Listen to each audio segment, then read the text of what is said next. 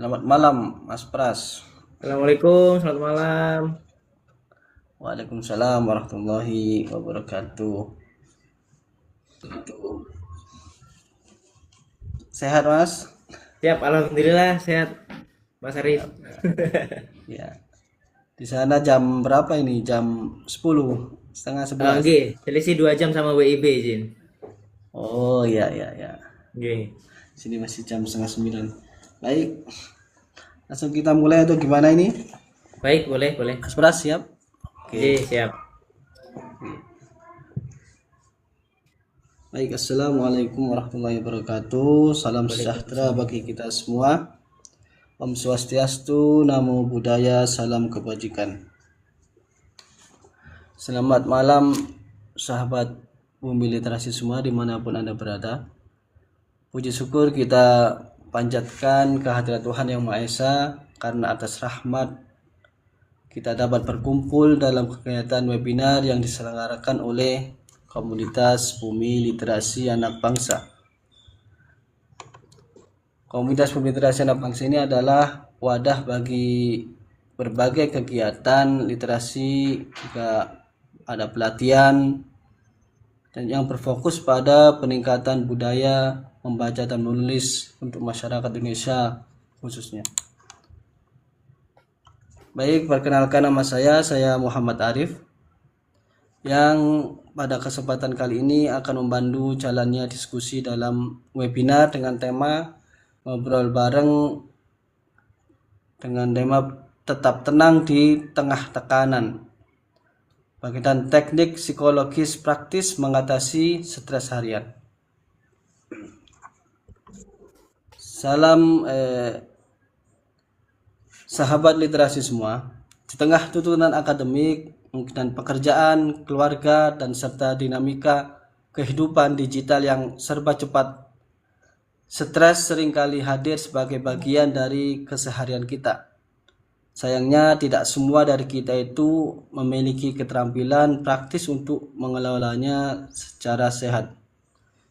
Oleh karena itu, webinar ini hadir sebagai ruang belajar bersama untuk memahami stres secara psikologis, sekaligus mempelajari teknik-teknik sederhana dan aplikatif agar kita tetap tenang dan produktif di tengah tekanan hidup sehari-hari.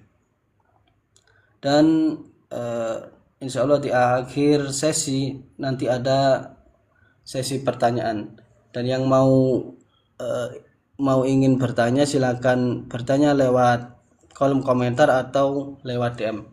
Dan sekarang sudah masuk beberapa pertanyaan dari DM dan insya Allah kita akan bacakan di akhir sesi. Kemudian sahabat literasi, sudah hadir di tengah kita semua narasumber kita yang sangat profesional dan hebat, yakni Pak Prasetyo atau Mas Prasetyo SPSI. Beliau adalah Kabid Program dan Kegiatan Literasi dan juga sebagai BGS Sekretaris Umum Komunitas Bumi Literasi Anak Bangsa. Yang beliau juga memiliki pengalaman khusus dalam bidang kesehatan mental dan manajemen stres. Dan tanpa berpanjang kata, mari kita sambut Mas Prasetyo untuk menyampaikan materi dengan tangan virtual.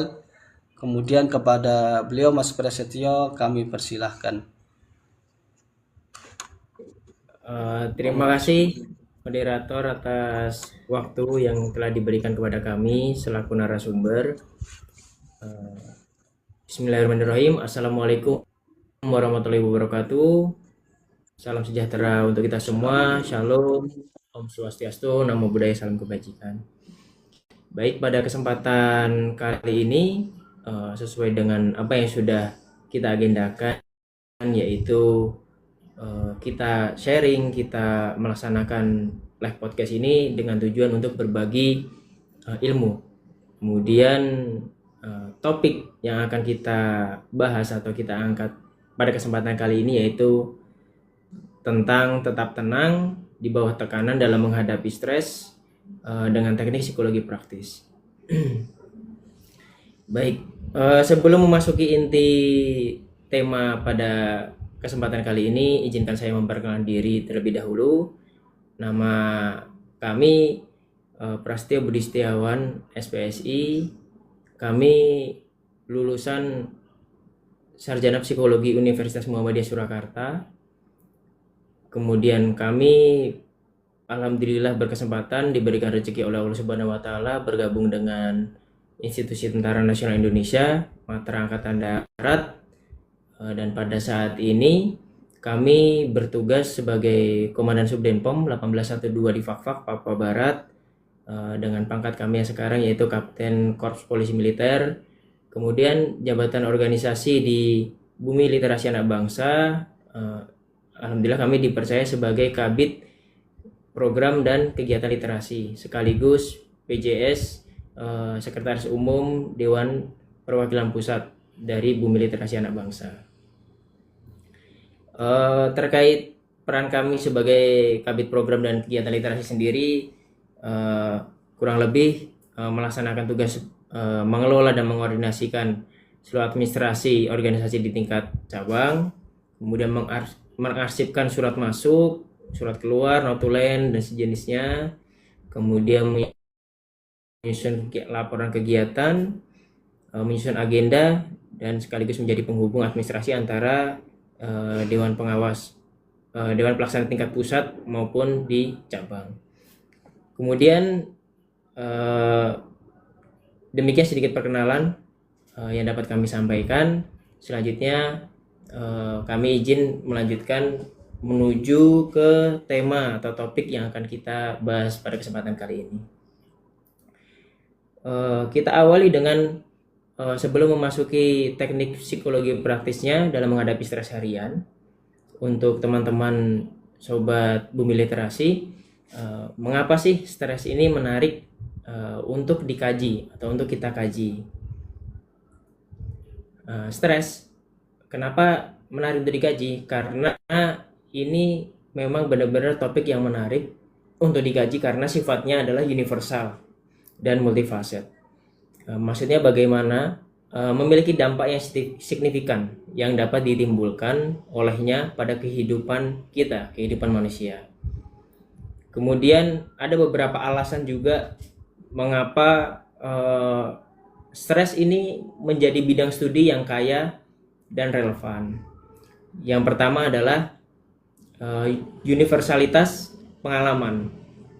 Jadi hampir semua orang, hampir semua insan manusia pernah mengalami yang namanya stres. Yang jelas pada tingkat tertentu. Jadi menjadikannya suatu fenomena manusia yang umum dan dapat diidentifikasi secara luas. Kemudian studi tentang stres dapat memberikan wawasan tentang pengalaman bersama ini. Jadi stres itu tidak hanya pada satu tingkat atau tidak bisa hanya dibilang stres gitu saja, tapi ada beberapa tingkatannya ya rekan-rekan ya. Kemudian yang kedua ada dampak kesehatan yang sangat luas.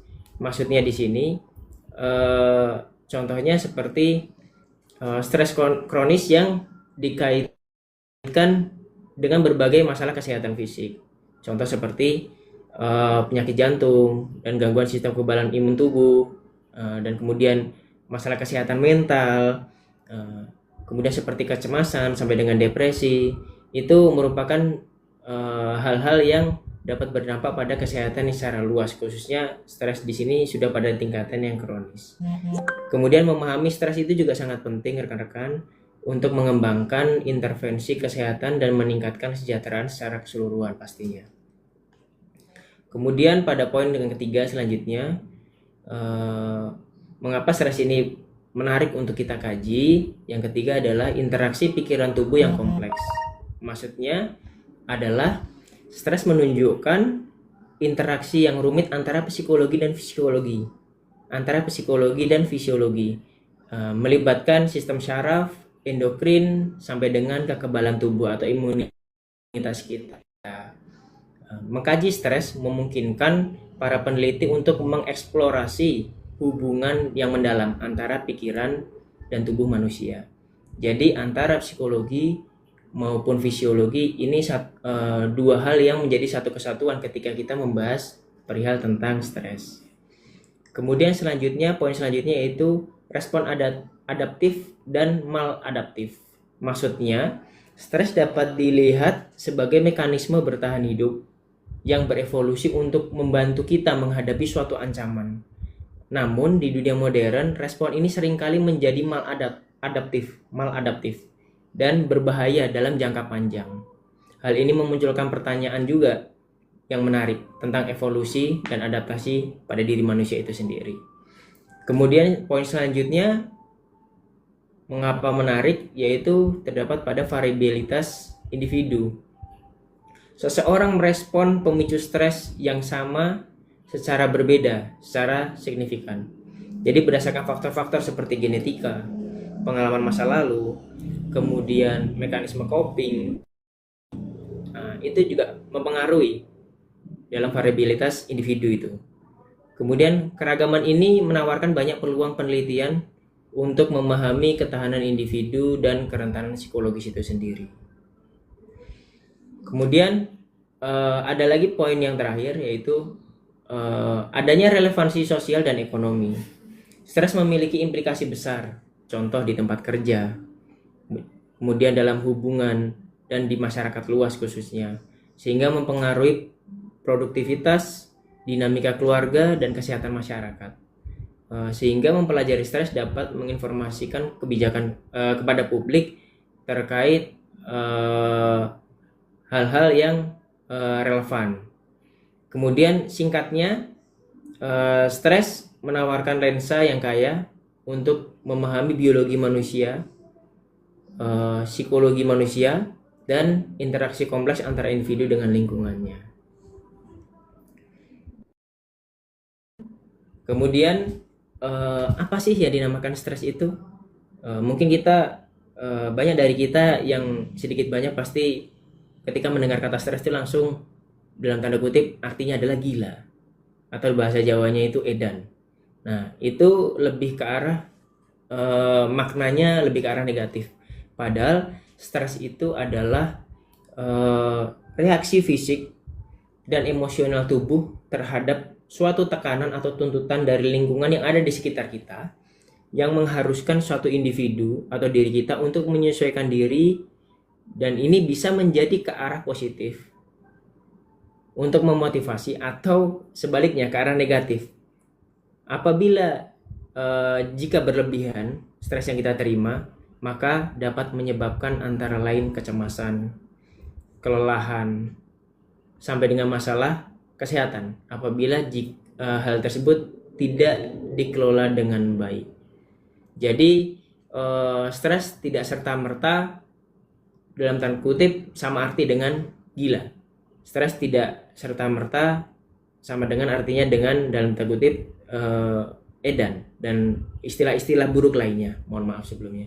Namun stres di sini adalah suatu dinamika yang bisa menghinggapi setiap insan manusia, karena itu manusiawi, natural. Jadi sehingga siapapun insan manusia yang hidup di dunia ini pasti akan mengalami stres, dan dinamika stres yang dihadapi pasti juga amat sangat berbeda-beda, sehingga respon tubuh dari masing-masing manusia juga pasti berbeda-beda juga. Kemudian manajemen stres dari masing-masing individu manusia itu juga pasti berbeda-beda, sehingga tidak bisa kita samakan rekan-rekan apabila memang contoh ada rekan kita yang sedang menghadapi suatu permasalahan, kemudian kita melihatnya sambil berkomentar, contoh, masalah seperti itu aja kok, sepele, masa kayak gitu, pusing. Kita tidak tahu apa saja secara luasnya apa yang dia hadapi. Kita hanya tahu secara sepintas. Begitupun dengan orang lain, apabila mungkin kita diri pribadi menghadapi suatu tingkatan stres tertentu, apabila ada orang yang tiba-tiba melihat hanya sepintas kemudian berkomentar yang tidak pas sesuai dengan apa yang kita alami, itu pasti juga akan sangat mempengaruhi kondisi psikologis tubuh kita itu sendiri. Kemudian pengertian stres itu merupakan seperti yang saya sampaikan tadi, suatu reaksi alami yang dimana respon tubuh terhadap suatu perubahan, tantangan, atau ancaman yang terasa mengancam kesejahteraan, memicu pelepasan hormon seperti adrenalin dan sampai kortisol. Kemudian stres juga menimbulkan suatu kesenjangan. Kesenjangan di sini maksudnya adalah terjadi ketika adanya ketidakseimbangan antara harapan dan kenyataan atau ketidakmampuan memenuhi suatu kebutuhan. Nah, kemudian dari pengertian stres tersebut kita breakdown ada dua macam jenis stres. Yang pertama adalah eustress atau stres yang positif. Yang kedua adalah distress atau stres yang negatif. Apa sih eustress itu, Mas Pras? Eustress itu adalah stres dalam dosis kecil yang memotivasi, meningkatkan kewaspadaan, kreativitas, dan membantu mencapai tujuan. Contoh, kita menjelang ujian, kita memiliki tenggang waktu beberapa hari untuk belajar. Tapi dengan adanya ujian yang akan kita hadapi ke depan, otomatis ada beberapa orang yang bisa menghadapi hal tersebut dengan positif. Contohnya adalah, kita sudah tahu nih, 3 hari lagi akan ada ujian matematika. Berarti saya masih ada waktu sekitar 3 hari juga untuk belajar tentang rumus-rumus yang ada di mata pelajaran matematika. Jadi otomatis hal tersebut bisa dijadikan motivasi. Masih ada waktu, tengah waktu yang bisa saya manfaatkan untuk belajar, untuk menambah ilmu dan ingatan saya. Sehingga pada saat saya reach atau saya tiba waktunya melaksanakan ujian matematika itu, saya bisa menghadapinya dengan penuh percaya diri dan bisa mengerjakannya untuk mencapai hasil yang maksimal. Kemudian pengertian yang kedua tentang distress atau stres yang arti negatif, artinya adalah stres berlebihan yang menimbulkan rasa tidak nyaman, kewalahan, cemas, gelisah, sehingga bisa merusak kesehatan fisik dan mental. Nah, itu mungkin arti stres yang negatif ini mungkin lebih sering atau lebih familiar di kalangan masyarakat yang ada di masyarakat Indonesia ini. Jadi kembali lagi kita share jenis stres ada dua, ada positif ada negatif. Kemudian dari dua jenis stres tersebut kita breakdown lagi, terdapat dampak-dampak stres itu sendiri. Yang pertama, dampak stresnya yaitu secara fisik. Yang jelas apabila kita menghadapi suatu stimulus atau stimulan dari stres tersebut, yang jelas bisa timbul secara fisik jantung berdebar itu pasti. Kemudian otot menjadi tegang, kemudian nafas menjadi cepat, tiba-tiba sakit kepala juga ada, kemudian pegal-pegal. Bahkan salah satu dosen saya pada saat saya kuliah psikologi di Muhammadiyah Surakarta, beliau menyampaikan apabila beliau menghadapi suatu stres, beliau menghadapi diare. Contoh mau ujian nih, ujian pukul 8, dia sudah siap, jam 7 sudah siap, sudah standby di kampus. Tapi ketika jam 8 kurang seperempat sebelum tes, 15 menit sebelum mulai tes, dia tiba-tiba diare. Itu yang sudah beliau pelajari secara fisiologisnya beliau. Dari situ saya juga memetik pelajaran bahwa saya juga harus bisa memahami fisiologis dari diri saya sendiri ketika menghadapi suatu stres. Sehingga kita bisa mengenali diri kita dan bisa segera melakukan langkah-langkah antisipasi untuk meredam stres tersebut. Kemudian dampak stres yang kedua yaitu secara emosional. Secara emosional atau mental. Ini yang dampak yang bisa ditimbulkan rekan-rekan. Yang pertama yaitu bisa timbul rasa cemas atau anxiety, kemudian mudah tersinggung, kemudian murung, tidak berenergi, kemudian sulit berkonsentrasi, dan sampai dengan dampaknya secara emosional atau mental itu timbulnya insomnia atau tidur selalu larut malam, sehingga mempengaruhi kesehatannya. Kemudian dampak stres yang ketiga yaitu dampak stres yang berkepanjangan. Dampak stres berkepanjangan apa saja sih Mas Pras? Yang pertama adalah bisa menimbulkan yang namanya depresi. Kemudian dari depresi tersebut bisa muncul perilaku agresif. Selain itu kemudian bisa menimbulkan gangguan kesehatan serius, bahkan sampai dengan tingkat sakit stroke.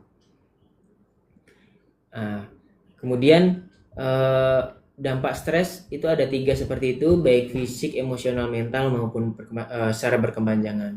Kemudian kalau kita telaah lagi, kita breakdown lagi rekan-rekan, memangnya penyebab stres itu apa sih Mas Pras? Jadi penyebab stres itu ada dua teman-teman. Untuk teman-teman yang bertanya di kolom komentar, terima kasih atas responnya. Nanti kita akan jawab satu persatu ketika nanti sudah selesai kita share materi ya. Terima kasih. Kemudian kita lanjut untuk penyebab stres sendiri. Itu ada dua teman-teman. Yang pertama dari faktor eksternal, yang kedua dari faktor internal. Dari faktor eksternal apa saja Mas Pras? Ya, faktor eksternal itu bisa berasal dari masalah pekerjaan, kemudian kondisi sosial ekonomi, kemudian perubahan hidup yang besar, dan atau tuntutan lingkungan. Itu juga bisa mempengaruhi timbulnya stres. Kemudian dari faktor internal itu sendiri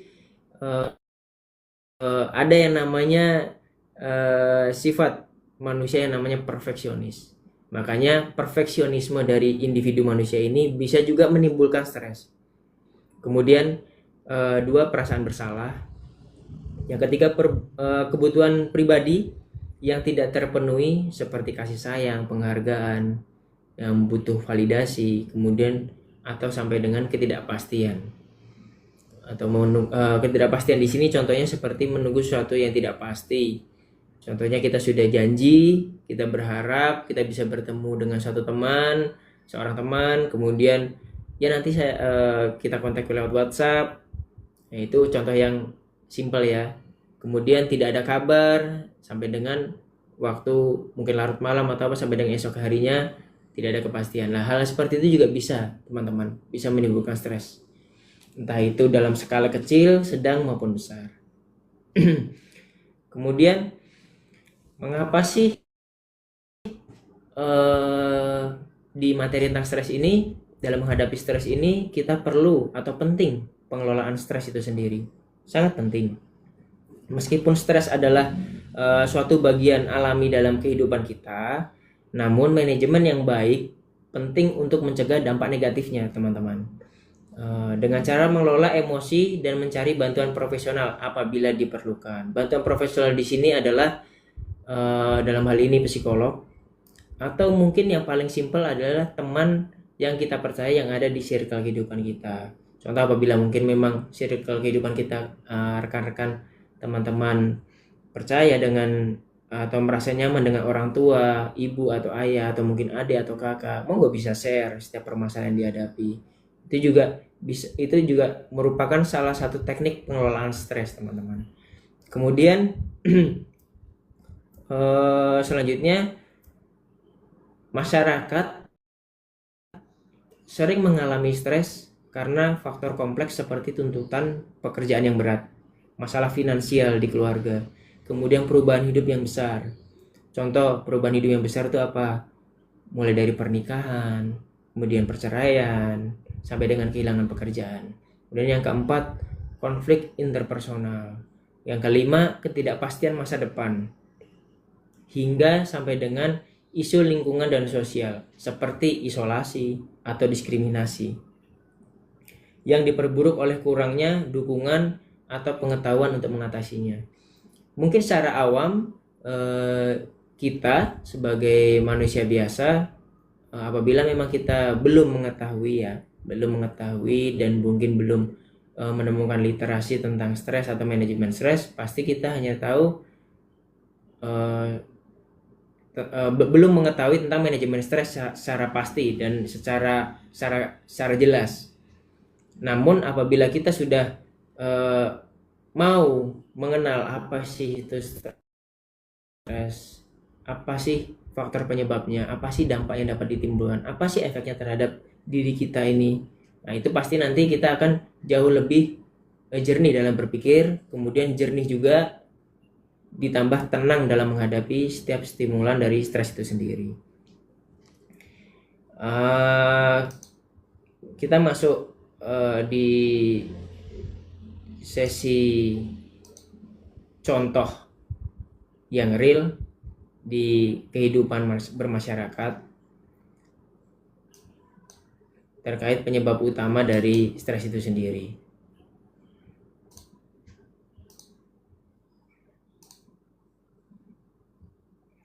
Baik. Penyebab utama stres yang biasanya terjadi di lingkungan masyarakat, yang pertama dalam hal bidang pekerjaan dan keuangan, itu biasanya seperti yang sudah saya sampaikan tadi sebelumnya, eh, eh, biasanya timbul akibat beban kerja yang tinggi, teman-teman. Kemudian tenggang waktu yang ketat atau singkat, kemudian kurangnya kontrol atas pekerjaan, sehingga menimbulkan sehingga menimbulkan stres-stres itu. Kemudian ada lagi contoh lain di bidang pekerjaan dan keuangan, yaitu tentang ketidakstabilan ekonomi.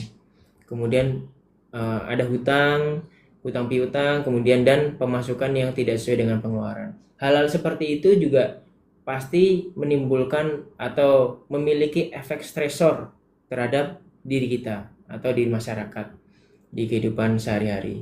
Kemudian contoh di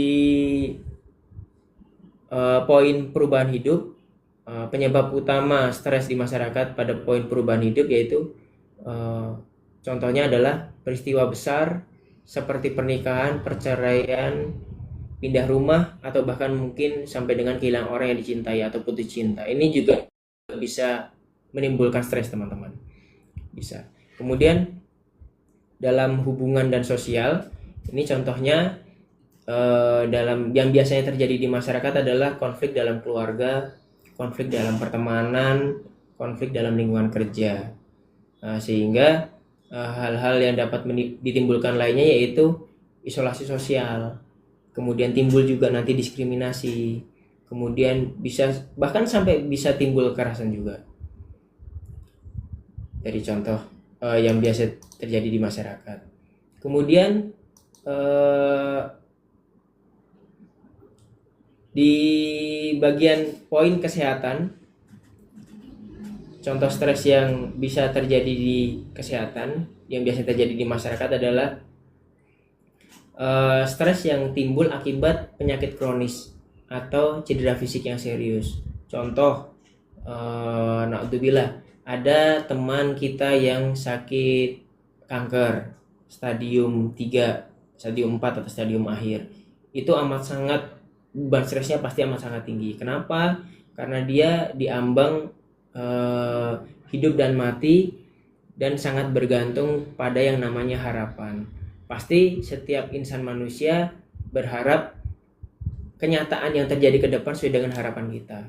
Tapi kembali lagi, takdir milik Allah. Kadang yang terjadi di depan nanti di masa yang akan datang itu bisa sesuai dengan harapan, bisa juga tidak sesuai dengan harapan. Nah, hal-hal seperti inilah yang bisa menimbulkan stres yang berdampak pada kesehatan juga. Kemudian masalah kesehatan mental seperti depresi atau kecemasan itu juga bisa timbul atau biasa timbul di masyarakat juga. Kemudian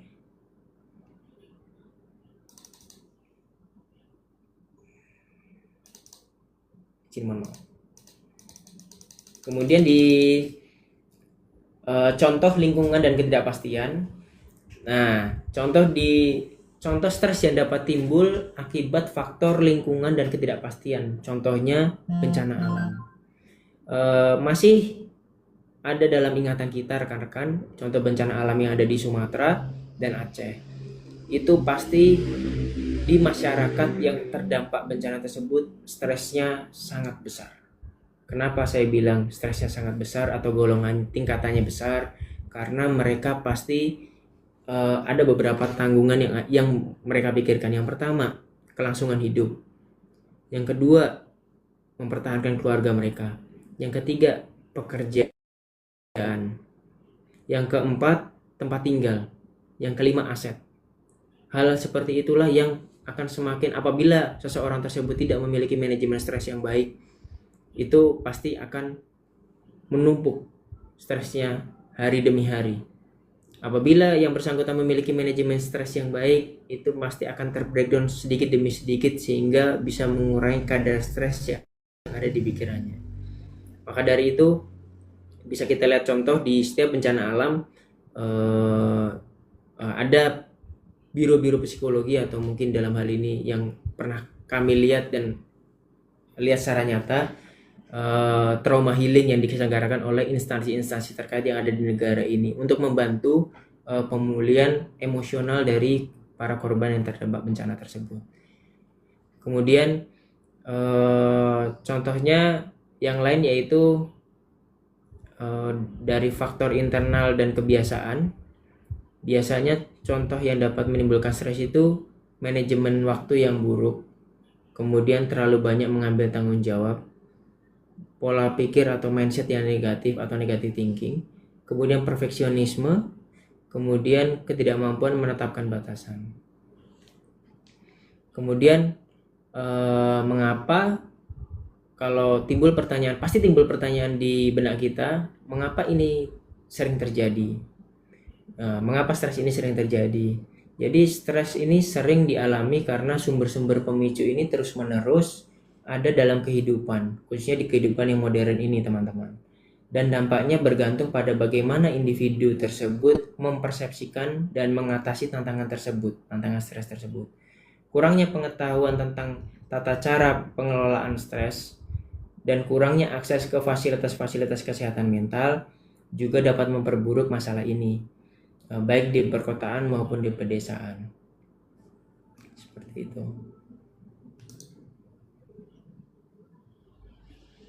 Baik.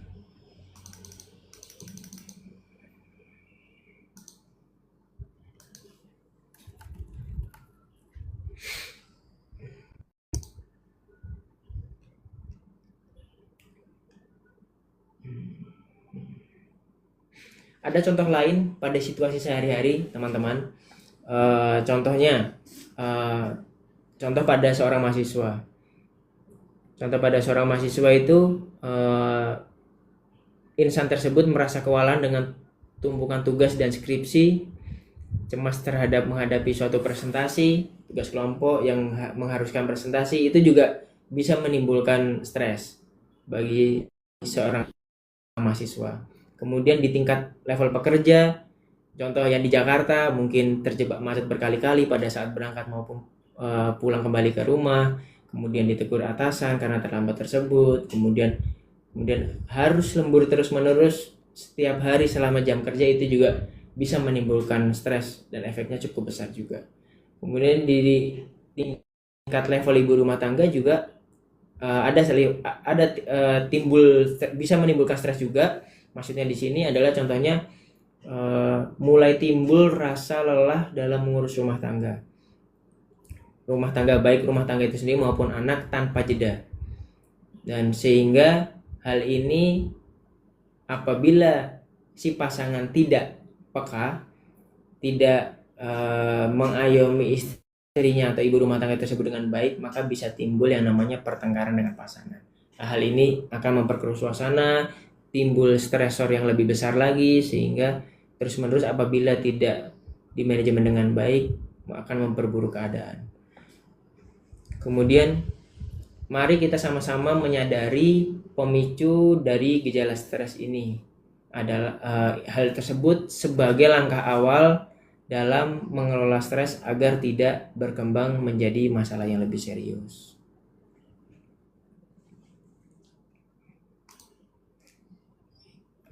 Kemudian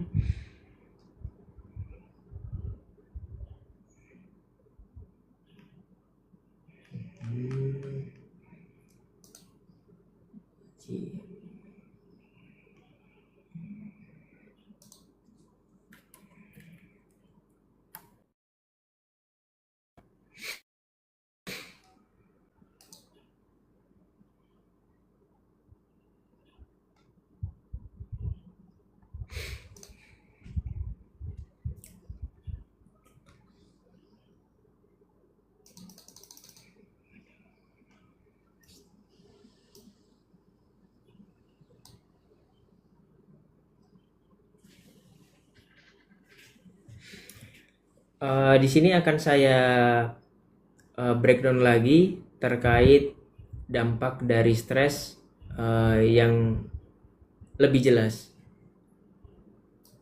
Dalam hal ini, dampak stres terhadap kesehatan mental, kemudian dampak stres terhadap kesehatan fisik sampai dengan dampak stres terhadap pada otak kita.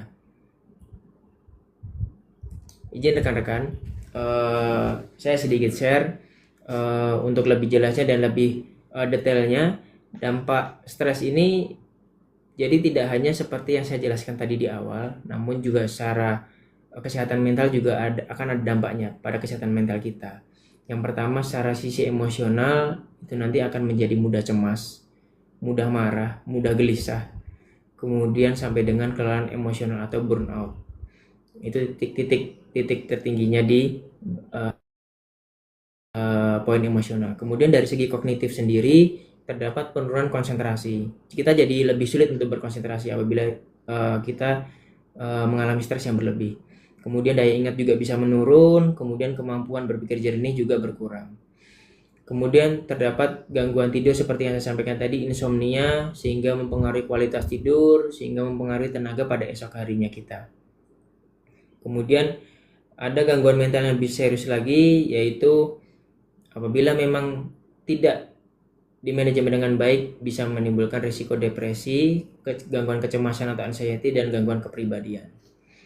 Kemudian dampak pada kesehatan fisik secara detail, dampak pada kesehatan fisik ini yang pertama mempengaruhi terhadap sistem kardiovaskular kita. Maksudnya di sini adalah tekanan darah tinggi bisa ditimbulkan atau hipertensi. Kemudian risiko penyakit jantung lebih besar. Kemudian stroke dan aritmia juga lebih besar. Kemudian pada sistem pencernaan juga dari efek stres ini dapat menimbulkan gangguan lambung, gastritis atau asam lambung naik, atau biasa kita kenal sekarang yang lagi viral adalah GERD. Nah, itu bisa jadi GERD timbul dari efek stres yang sudah kita terima secara berangsur-angsur, secara bertumpuk-tumpuk, sehingga kurang manajemen stres atau pengelolaan stres yang baik, sehingga itu menimbulkan efek atau berdampak pada kesehatan kita khususnya pada bagian lambung, sehingga timbul GERD itu sendiri. Kemudian pada sistem imun juga bisa rekan-rekan bisa menimbulkan daya tahan menjadi turun, daya tahan tubuh menjadi turun, kemudian mudah sakit seperti flu dan sejenisnya. Kemudian bahkan efek stres ini tidak main-main, bisa menjangkit pada masalah kulit dan rambut. Contohnya timbul jerawat, kemudian eksim, psoriasis, sampai dengan kerontokan rambut, itu bisa juga. Kemudian ada efeknya terhadap kelenjar endokrin dan reproduksi kita, contoh disfungsi seksual, sampai dengan gangguan menstruasi pada wanita. Kemudian secara fisik, secara umum, biasanya yang secara umum dapat ditimbulkan dari stres yang kita terima dan kita pikirkan secara terus-menerus itu biasanya sakit kepala, otot kaku, perubahan nafsu makan, sampai dengan perubahan berat badan. Baik. Kemudian dampak pada otak sendiri yang dapat ditimbulkan oleh stres itu contohnya adalah pada stres kronis itu pasti akan melemahkan yang namanya memori kerja dan dapat mengubah bentuk serta fungsi otak secara permanen. Jadi ini sangat berbahaya juga. Intinya, stres yang dibiarkan menjadi inflamasi kronis dan ketidakseimbangan hormon yang merusak hampir setiap sistem dalam tubuh kita dari waktu ke waktu, menjadikannya lebih rentan terhadap penyakit serius. Baik. Nah, kita masuk ke inti materi terkait teknik psikologi praktis untuk menghadapi stres yang ada di kehidupan kita sehari-hari. Menenangkan diri dari stres dapat dilakukan dengan beberapa teknik efektif yang melibatkan aspek nafas, fokus, kemudian self-talk. Terkait teknik nafas, yang pertama kita breakdown teknik nafas atau breathing techniques. Pernapasan adalah alat yang paling cepat dan efektif rekan-rekan untuk mengaktifkan sistem syaraf parasimpatis kita yang bertanggung jawab untuk istirahat dan mencerna. Jadi teknik pernapasan ini untuk mereda stres kita, ada teknik pernapasan diafragma atau pernapasan menggunakan teknik diafragma, yaitu perut kita. Itu tarik nafas melalui hidung, rasakan perut mengembang, bukan dada ya, tapi tarik nafas melalui hidung, perut yang mengembang, kemudian tahan sebentar, lalu hembuskan perlahan melalui mulut. Itu juga dapat membantu menenangkan detak jantung kita. Contoh, jantung kita berdebar menghadapi stres, menghadapi atasan kita. Tiba-tiba kita ada deadline dan kita belum bisa memenuhi, atasan marah-marah, jantung berdebar.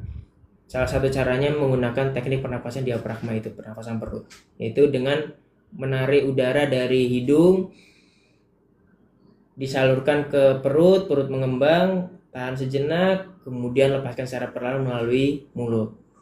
Seperti itu. Kemudian teknik yang kedua yaitu teknik 478. Gimana teknik 478 itu Mas Pras? Yaitu teknik nafas melalui hidung selama 4 kali hitungan. 1, 2, 3, 4, tahan selama 7 hitungan. 1, 2, 3, 4, 5, 6, 7, dan hembuskan nafas sepenuhnya melalui mulut sebanyak 8 hitungan. 1, 2, 3 sampai dengan 8. Teknik ini bertindak sebagai penenang alami untuk sistem saraf. Jadi apabila teknik diafragma kurang efektif, kita bisa menggunakan teknik 478. Tarik nafas melalui hidung sebanyak 4 hitungan, tahan 7 hitungan, kemudian hembuskan melalui mulut sebanyak 8 hitungan. Kemudian bisa juga kita menggunakan teknik pernapasan kotak, rekan-rekan. Yang ketiga, alternatif yang ketiga, teknik pernapasan kotak atau box breathing. Gimana caranya? Yaitu tarik nafas selama 4 hitungan, tahan nafas selama 4 hitungan, buang nafas selama 4 hitungan, lalu tahan kosong selama 4 hitungan. Jadi kita tarik nafas 4 hitungan, tahan 4 hitungan, hembuskan melalui mulut 4 hitungan, kemudian kosong juga tahan 4 hitungan. Breathing box ini amat sangat populer di kalangan US Army untuk meredakan stres. Nah, itu satu teknik melalui teknik pernapasan untuk meredakan stres yang kita alami. Kemudian ada lagi teman-teman stres ya, teknik yang selanjutnya yaitu teknik fokus atau fokus teknik. Mengalihkan fokus dari pemicu stres ke momen saat ini atau mindfulness dapat membantu meredakan kecemasan. Mindfulness di sini maksudnya yaitu pusatkan perhatian sepenuhnya pada satu hal. Misalnya sensasi nafas Anda, suara di sekitar Anda, atau tekstur benda yang Anda sentuh. Ketika pikiran melayang, kembalikan fokus Anda secara lembut, yaitu pengalihan fokus secara lembut. Yang pertama adalah teknik grounding atau membumi. Ini kita bisa gunakan teknik 54321. Itu caranya adalah itu fungsinya untuk mengembalikan diri ke realitas. Contoh, sebutkan 5 hal yang Anda lihat. Kemudian sebutkan lakukan 4 hal yang dapat Anda sentuh. Kemudian 3 hal yang Anda dapat dengar, 2 hal yang dapat Anda cium, dan 1 hal yang dapat Anda rasakan. Ini teknik grounding. Contoh teknik 54321 ini mengembalikan ke realitas diri kita, ke realitas. Jadi contoh, sebutkan 5 benda yang dapat kita lihat ketika kita stres dan tidak fokus. Yang pertama, kita lihat aja sekeliling kita. Contoh, kita lihat laptop, HP, kalender, mouse, kemudian remote AC. Nah, seperti itu. Kemudian 4 lagi, yang keempatnya apa yang dapat saya sentuh? Meja, laptop, HP, mouse, kalender. Kemudian 3 hal yang dapat Anda dengar. Contoh, yang dapat didengar adalah suara dari luar, suara kendaraan. Yang pertama. Yang kedua, mungkin suara AC yang ada di ruangan kita. Yang ketiga, mungkin suara dari orang-orang yang ada di sekitar kita. Kemudian yang kedua, 2 hal yang dapat Anda cium. Yang pertama yang jelas bau yang ada di sekitar kita, bau diri kita, bau yang ada di sekitar kita. Contoh, bau ruangan yang ada yang kita sedang stand di suatu tempat tersebut. Kemudian 1 hal yang dapat Anda rasakan. Nah, yang Anda rasakan saat menerima stres itu apa? Contoh, gundah, gelisah. Nah, itu kita juga harus fokus pada rasa itu juga. sehingga agar dapat kita segerakan untuk breakdown atau kita redam rasa stres tersebut. Kemudian teknik fokus yang kedua, yang pertama tadi grounding, yang kedua yaitu visualisasi. Visualisasi di sini caranya yaitu dengan memejamkan mata dan membayangkan diri Anda berada di suatu tempat yang damai dan menenangkan seperti pantai atau hutan.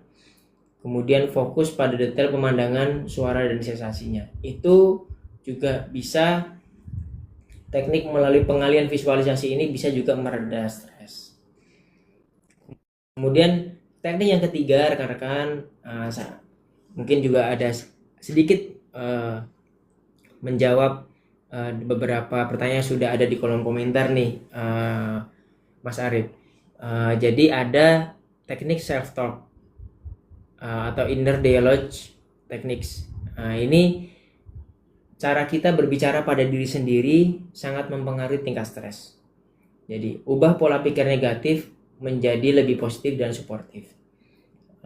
Yang pertama yang harus dilakukan adalah mengidentifikasi pikiran negatif.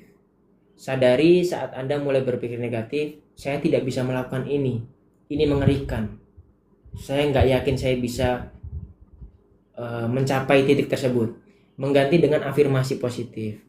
Ganti pikiran negatif tersebut dengan pernyataan yang lebih realistis dan memberdayakan. Contohnya, ini sulit, tapi saya bisa mengatasinya.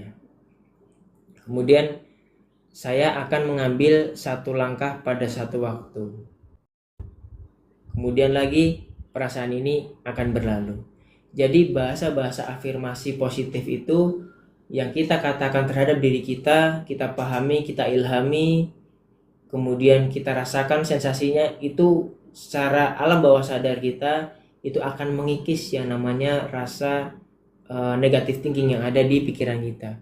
Sehingga yang tadinya kita berpikiran negatif, aku tidak mampu nih, tapi ini sulit nih.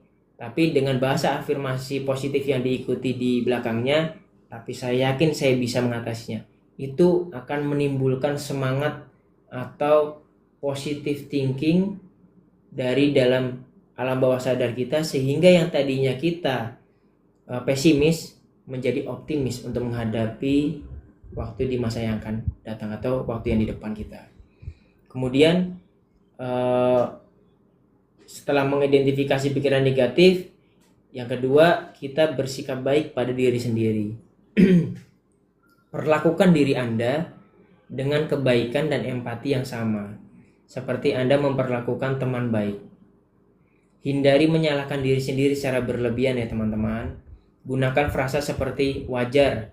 Contohnya, wajar jika saya merasa stres sekarang dan tidak apa-apa, karena memang ada fasenya untuk menghadapi stres. Hal seperti itu dengan mempraktikkan kombinasi teknik-teknik tersebut secara teratur, baik teknik mengidentifikasi pikiran negatif, kemudian bersikap baik pada diri sendiri, Anda dapat mengelola stres, kita semua dapat mengelola stres dengan lebih efektif dan lebih menenangkan diri dalam situasi yang menantang. Jadi kembali lagi, biasanya dan saya pribadi, self talk ini jauh lebih memberikan dampak atau efek yang lebih positif dibanding teknik-teknik yang lain. Tapi tetap untuk pertolongan pertama, kalau dari saya pribadi menggunakan teknik pernapasan. Biasanya tarik nafas melalui hidung, perut, tahan sejenak, kemudian keluarkan melalui mulut sambil istighfar. Kalau saya pribadi. Kemudian self talk. Contoh, ada tugas yang berat, besar di depan dengan deadline yang singkat. Nah, ini kan berarti perlu effort yang lebih dari diri kita. Apabila kita self talk pada diri kita sendiri, walaupun berat, insya Allah pasti bisa, insya Allah pasti bisa, insya Allah pasti bisa, insya Allah akan ada jalan. Nah, itu nanti secara tidak langsung alam bawah sadar kita akan membuka jalan pikiran kita sendiri untuk menyelesaikan tugas-tugas tersebut, sehingga pada akhirnya bisa sesuai dengan deadline yang diberikan, walau berat sekalipun, itu pasti masih bisa. Kemudian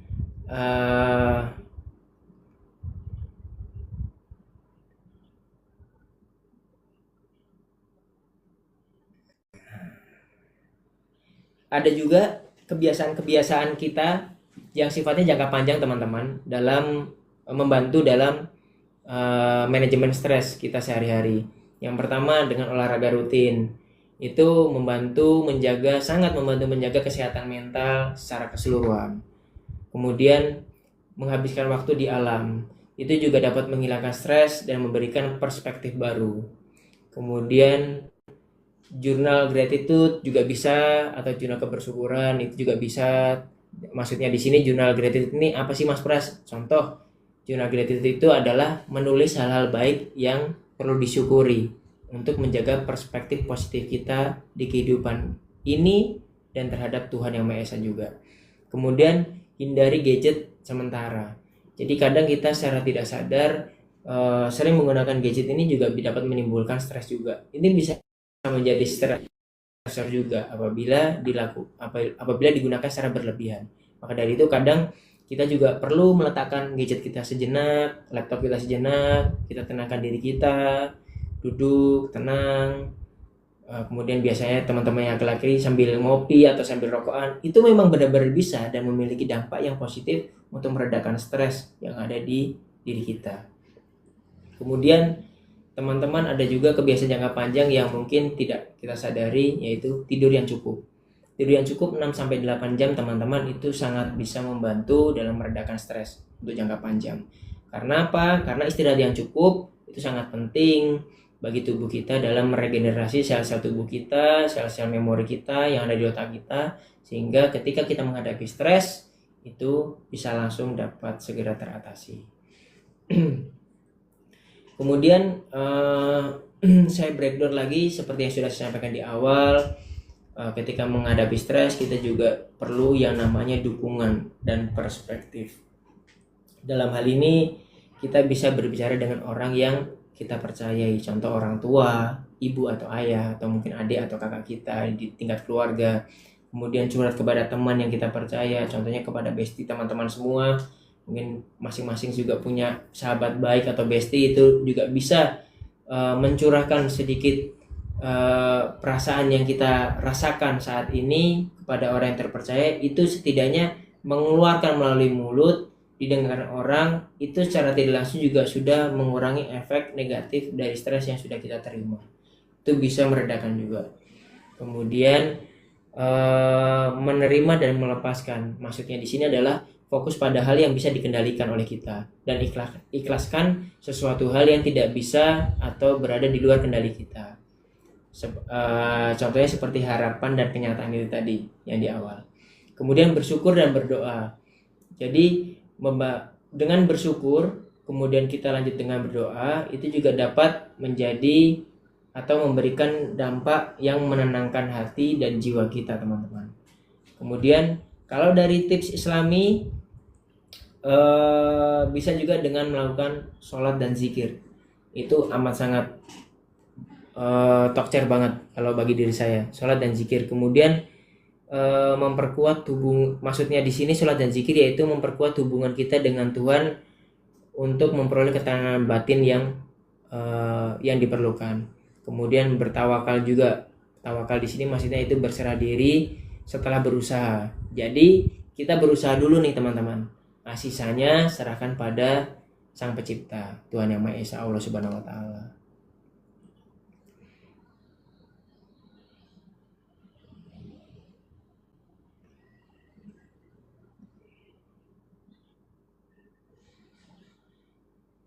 Nah, di sini selanjutnya saya mencoba untuk mengajak rekan-rekan semua, teman-teman Sobat Bumi Literasi, untuk membangun kesadaran diri kita di lingkungan sosial masyarakat.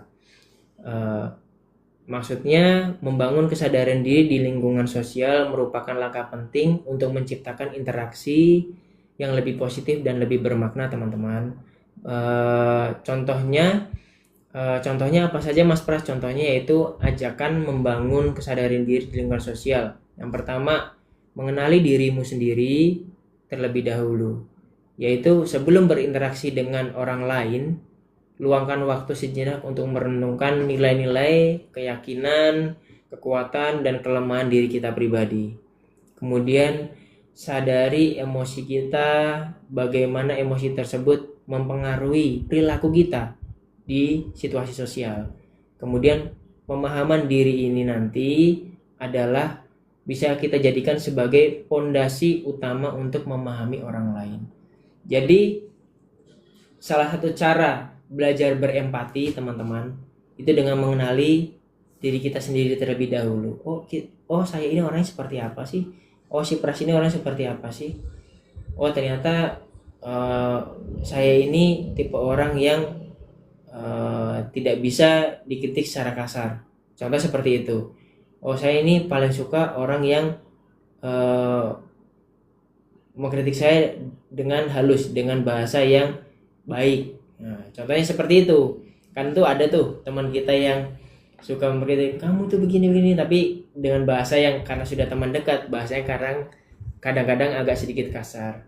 Jadi ada teman yang bisa menerima, ada juga teman-teman hal itu tidak bisa diterima oleh seorang individu. Itu bisa juga. Kemudian apabila kita sudah memahami diri kita secara personal, secara pribadi, otomatis kita pasti baru bisa memahami orang lain. Itu yang dinamakan dengan teknik empati. Kemudian yang kedua, melatihnya dengan cara mendengarkan secara aktif atau active listening. Saat berinteraksi, fokuslah sepenuhnya pada lawan bicara Anda. Berikan perhatian yang tulus, bukan sekedar menunggu giliran untuk berbicara. Tunjukkan empati dan cobalah memahami perspektif mereka tanpa menghakimi.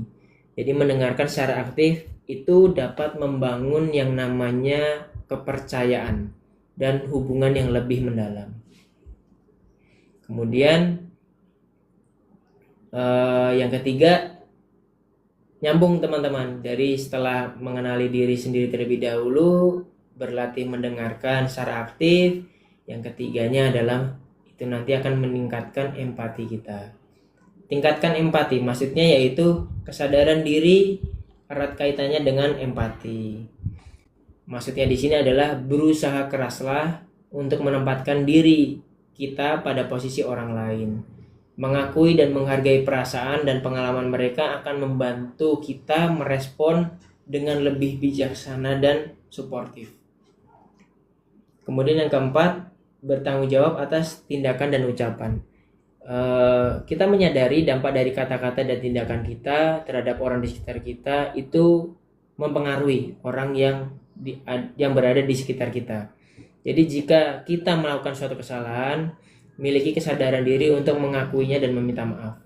Kemudian akuntabilitas ini menunjukkan kedewasaan dan keandalan diri kita pribadi. Kemudian yang kelima, jadilah pengamat yang objektif. Amati dinamika sosial di sekitar kita tanpa terburu-buru bereaksi. Perhatikan bahasa tubuh kita sendiri dan orang lain, serta nada bicara. Kemudian kesadaran ini juga dapat membantu kita dalam menavigasi interaksi dengan lebih lancar dan menghindari konflik yang tidak perlu. Kemudian yang keenam, terbuka terhadap umpan balik atau terbuka terhadap feedback. Terimalah kritik yang membangun sebagai alat untuk pertumbuhan pribadi.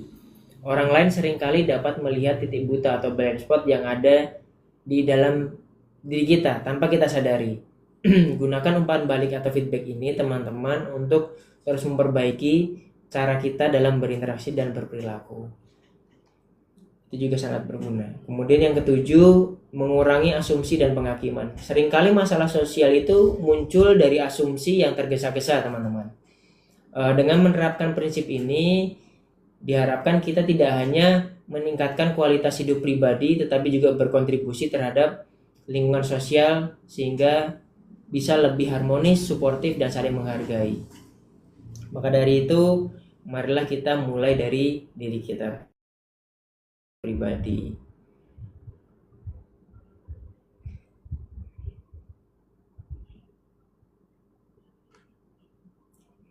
Baik.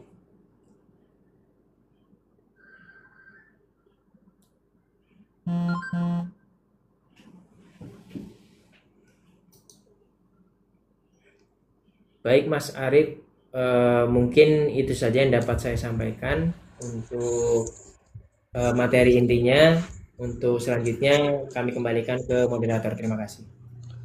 Baik, terima kasih Mas Prasetyo. Sangat luar biasa atas materinya. Kita dapat ilmu-ilmu baru dan insight-insight tentang manajemen stres.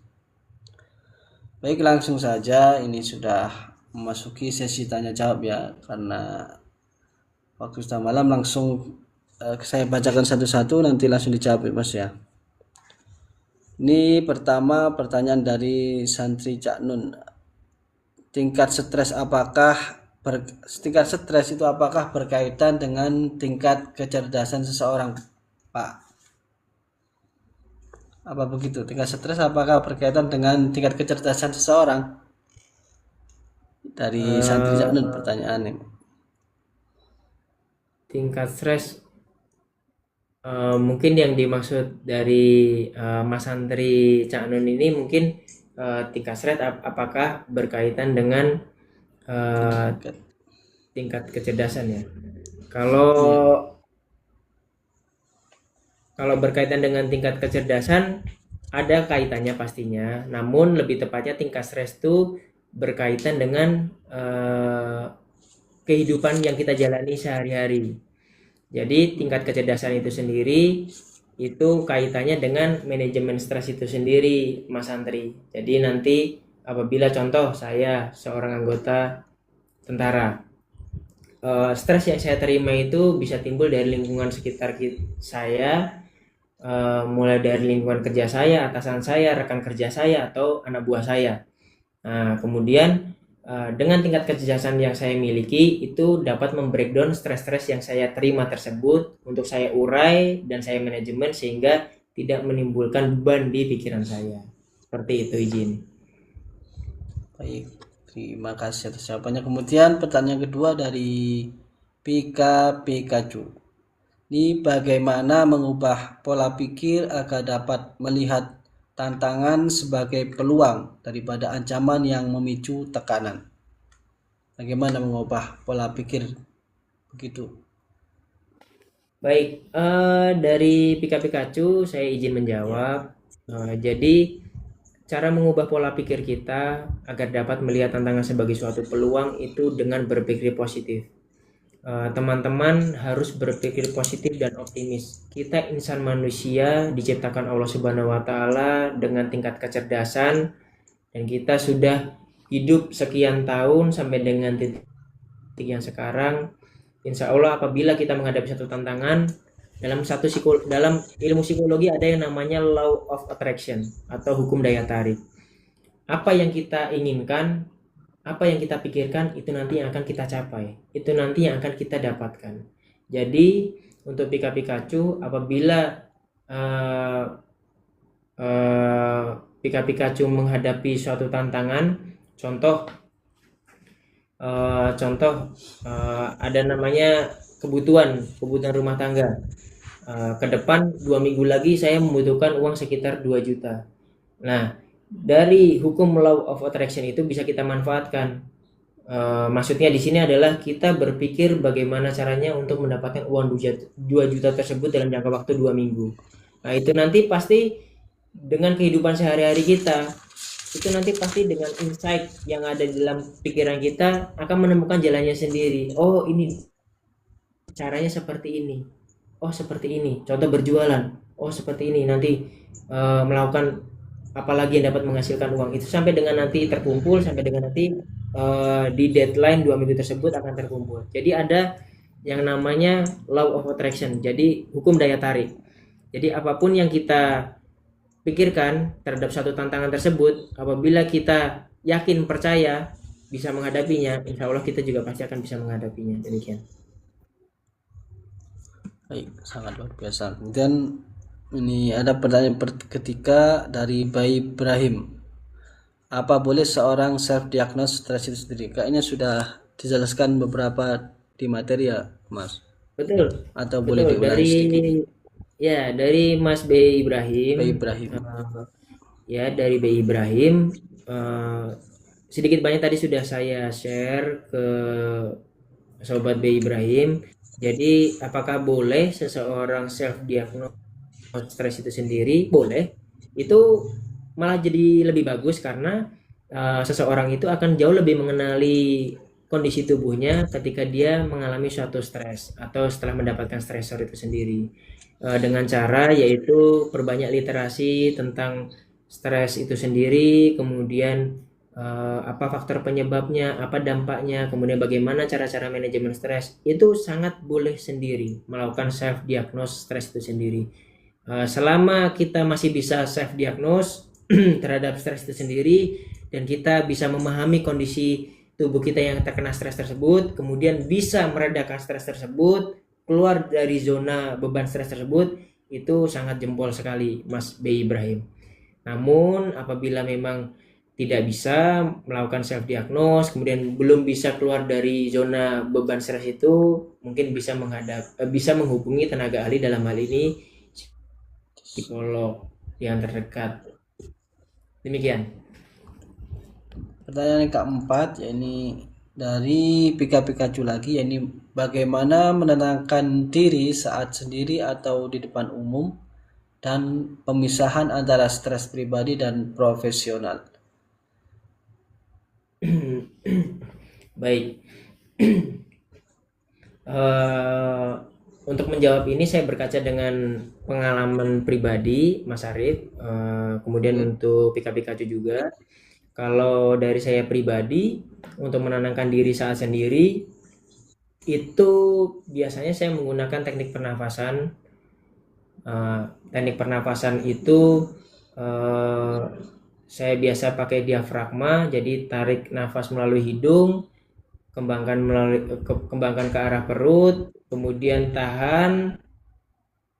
Pada saat menghembuskan nafas melalui mulut, kita sambil beristighfar. Itu sangat reaktif terhadap meredakan stres. Kemudian kalau untuk di depan umum salah satu cara untuk meredakan stres yang menurut pengalaman saya yaitu dengan cara fokus. Kita harus menjaga titik fokus kita. Jadi contoh di depan umum kita merasa kurang begitu nyaman dengan adanya keramaian, contohnya kan biasa ada itu Mas Arif, ada tipe-tipe pribadi yang kurang begitu nyaman, orang-orang introvert gitu, teman-teman yang introvert. Jadi ketika itu kita mengharuskan diri kita yang introvert itu keluar, berinteraksi dengan sosial, contoh untuk melakukan suatu tujuan tertentu atau pekerjaan tertentu. Yang perlu kita lakukan adalah kita fokus pada tujuan kita, fokuskan pada satu titik tersebut, sehingga apabila kita mengalami stres di depan umum itu masih bisa terbreakdown atau teratasi seperti itu. Demikian. Ini Pika Pikachu lagi terakhir, merasa sangat cemas dan ingin marah tanpa sebab jelas. Apakah ini depresi atau gangguan kecemasan, Mas Pras?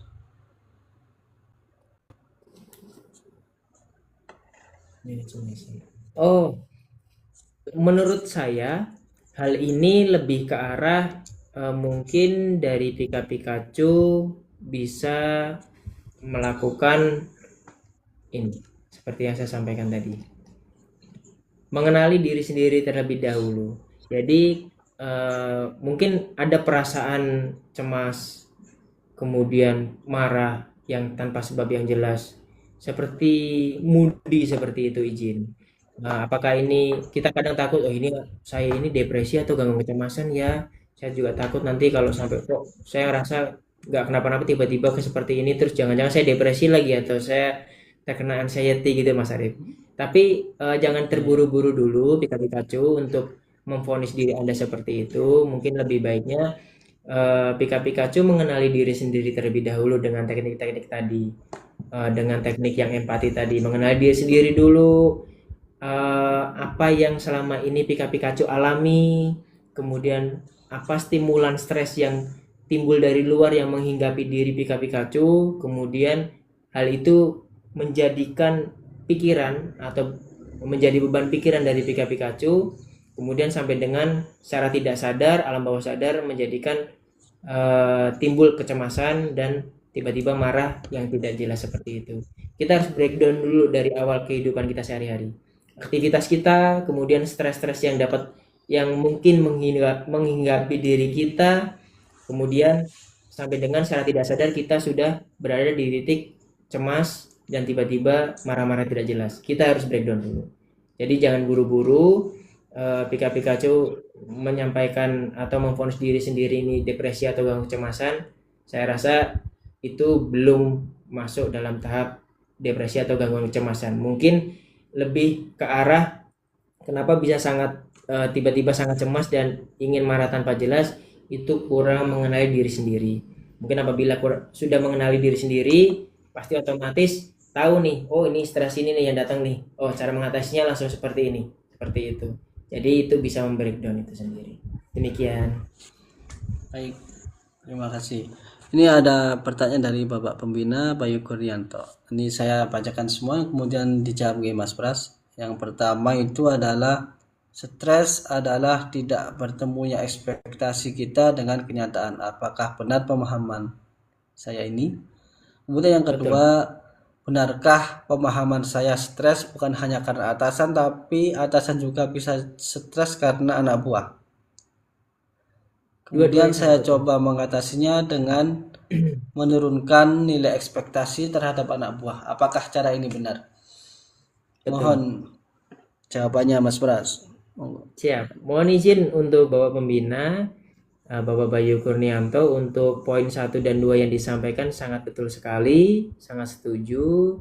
Kemudian untuk yang terakhir, menurunkan ekspektasi terhadap anak buah itu salah satu cara kita tidak berharap berlebihan. Itu betul sekali. Sehingga apabila kenyataannya tidak sesuai dengan harapan yang besar seperti sebelum-sebelumnya, itu kita tidak kaget, kita tidak kecewa. Hal seperti itu bisa kita gunakan sebagai cara manajemen stres kita di kehidupan sehari-hari, khususnya di bidang pekerjaan. Terima kasih.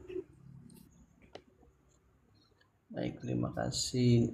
Ini ada baik, karena waktunya sudah sangat malam dan kasihan Mas Pras. Mungkin pertanyaan dari DM nanti kita jawab lewat DM ya. Siap. Baik sahabat Komunitas Bumi Literasi yang luar biasa, tanpa terasa kita sudah berada di penghujung acara. Ini ada pertanyaan lagi nih, saya dijawab langsung apa gimana? Terkadang sebelum diakhiri, terkadang tekanan atau kondisi tertentu bisa membuat seseorang lebih maju dan berkembang. Apakah benar? Sebelum diakhiri, mau nggak dijawab ini Mas? Iya betul. Kadang itu dengan adanya tekanan, bahkan tekanan yang berlebih di kehidupan kita sehari-hari, itu menjadikan kita memotivasi diri kita sendiri. Dalam hal ini merasa tertantang. Apalagi, mohon maaf, banyak di kehidupan yang jelas terjadi, itu kadang ada contoh teman yang menyepelekan, kamu apa bisa sih seperti itu, ngerjain tantangan sebesar itu bisa. Dengan hal yang seperti itu bisa timbul motivasi yang amat sangat besar dan pada akhirnya push kita untuk lebih maju dan lebih berkembang, karena kita akan membuktikan kepada orang yang meragukan kita, kepada diri kita sendiri, bahwa tugas atau tantangan besar itu dapat kita lewati. Kemudian izin Mas Arif, mungkin ada sedikit poin yang dapat saya share untuk kita agar terhindar dari stres yang berlebih, kecemasan yang berlebih, dan terhindar dari yang namanya depresi. Yang pertama berdoa, berusaha, dan sisanya serahkan sama Allah Subhanahu wa Ta'ala, Tuhan Yang Maha Esa. Kemudian yang kedua, tetaplah kita menjadi insan yang baik di hadapan dinamika kehidupan yang tak pasti ini dan tak selalu baik ini. Karena yang baik akan memperoleh yang baik, begitupun sebaliknya. Kemudian yang ketiga, dalam psikologi itu ada ilmu yang namanya law of attraction atau hukum daya tarik. Jadi apa yang kita pikirkan dan kita bayangkan, maka itu yang akan terjadi. Maka dari itu saya mengajak kepada seluruh teman-teman Bumi Literasi, mari berpikir secara positif, fokus pada tujuan yang ingin kita capai agar hasilnya sesuai dengan harapan, angan dan cita-cita kita. Terima kasih. Itu saja Mas Arif. Baik. Baik, terima kasih atas closing statement dan jawaban untuk pertanyaan terakhir. Baik, terima kasih kepada Mas Pras atas ilmu dan insight yang sangat bermanfaat, dan tentu saja kepada seluruh peserta yang sudah ikut aktif dan menyimak dengan baik. Baik, semoga setelah webinar ini kita bisa lebih sadar dengan kondisi diri sendiri, lebih tenang menghadapi tekanan, dan lebih berani merawat kesehatan mental kita. Baik, mungkin itu saja. Saya Muhammad Arif mewakili panitia untuk mohon pamit, dan sampai ketemu di webinar-webinar selanjutnya dari komunitas pemilih literasi anak bangsa. Baik, terakhir dari saya, wassalamualaikum warahmatullahi wabarakatuh. Sampai jumpa di kegiatan pemilih literasi anak bangsa berikutnya. Terima kasih. Terima kasih. Terima kasih Mas Pras, Mas Arif. Siap, terima kasih. Izin Pak Ketua. Pak Ketum.